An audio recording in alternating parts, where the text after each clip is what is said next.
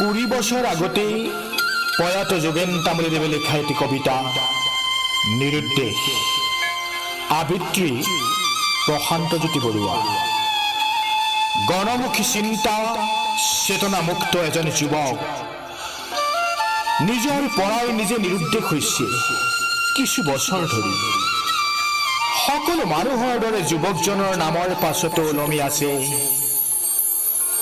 উপাধি নামৰ এক অহংকাৰ।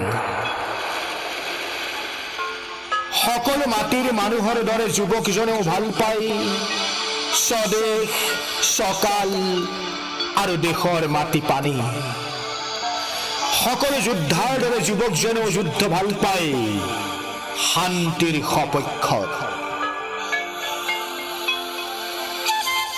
যুৱকজনৰ বয়স পৃথিৱীৰ সকলো নিপীড়িত মানুহৰ বয়সৰ সমান। যুৱকজনৰ গাৰ ৰং পৃথিৱীৰ সকলো শ্ৰমিক কৃষকৰ গাৰ ৰঙৰ দৰে।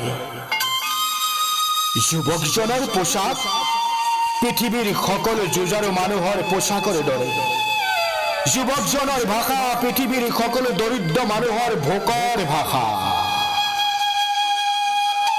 যুৱকজনৰ উচ্চতা আকাশৰ সমান নহয় যদিও আকাশকে ভাল পোৱা এখন পবিত্ৰ হৃদয় সদায় সজা।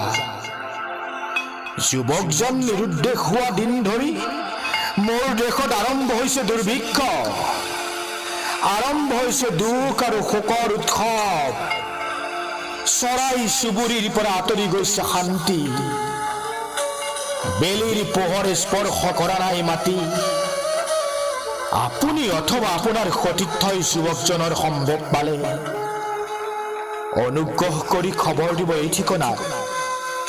গাঁও ভোগ, দাঁত শোষিত, ভায়া নিপীড়িত, জিলা কৃষক শ্ৰমিকৰ তেজ শ্ৰম ঘাম।